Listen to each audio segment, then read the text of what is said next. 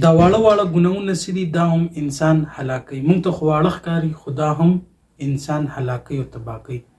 ډېر قیمتي بیان دی، 2-3 منټه دی، نو که 2-3 منټه د سره پري لازمي واورئ. دغه شان چې یو ګناه ته وړه وړه کې د هغې نه یو غټه سلسله د ګناهونو جوړه شي. واړه ګناهونه معززانو دام انسان هلاکوي. د وړو ګناهونو یو مثال علماو بیان کړ، ډېر مثالونه دي.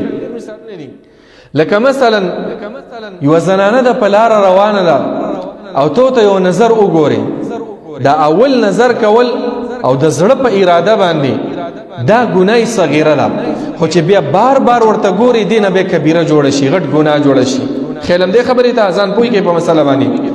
دا شیطان اول تا ته یو نظر د پاره چې یو نظر خو وګورم، بے نظر پس بل نظر. نبی علیہ السلام د دې وجه نه فرمایي چې لا تتبع النظرة النظرة، یو نظر چې د غلط ولګي د بل نظر هغه ملګوا. او د دې لړ مثال نن سبا عزیزانو دا نوجوانان څومره په ګناهونو کې اخته دي، د موبایل په دې فتنو کې عام په داسې بازارونو کې ګرځېدل، او دا چې دی دا به انسان غټو ګناهونو ته راکش کوي. چې نظر د غلط استعمال کو، دا نظر چې دی دا د شیطان غشی دی، په دې باندې تا ښکار کوي او تا به نورو ګناهونو ته راکش کوي، زناګانو ته دې راکش کوي، نورو ګناهونو ته. نو صغیر ډیر مثالونه خاصه مثال په تور باندې به دې په وړو وړو ګناهونو کې اخته کوي. خدا یاد وساتئ، نبی علیہ الصلوۃ والسلام فرمایي ایاکم ومحقرات الذنوب، اے زما امتیانو ګناه او وړه ګناه ته وړه ګناه مو وایي تاسو، ځکه دغه وړه ګناه چې دا تاسو هلاکوي.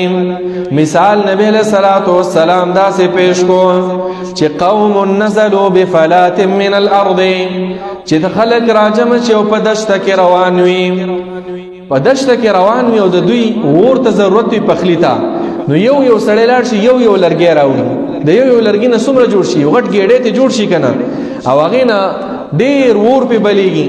نو لکه څنګه چې د یو لرګي نه ګېډې جوړېږي، په عربي کې بل متل دی ان الجبال من الحصا، د یو کاڼي نه غر جوړېږي، دغه سان د دې وړې وړې ګناه نه بې غټه ګناه جوړه شي.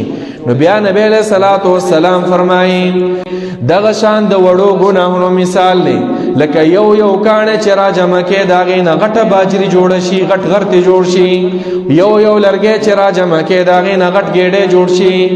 دغه شان چې یوه ګناه ته وړه کې د هغې نه یو غټه سلسله د ګناهونو جوړه شي، تر دې چې تجتمع علی العبد، بنده باندې را جمع شي او دا بنده پروا نه حتی تهلکه دای تباه او برباد کی، چې ډیر شو در باندې به دې بربادی کنه.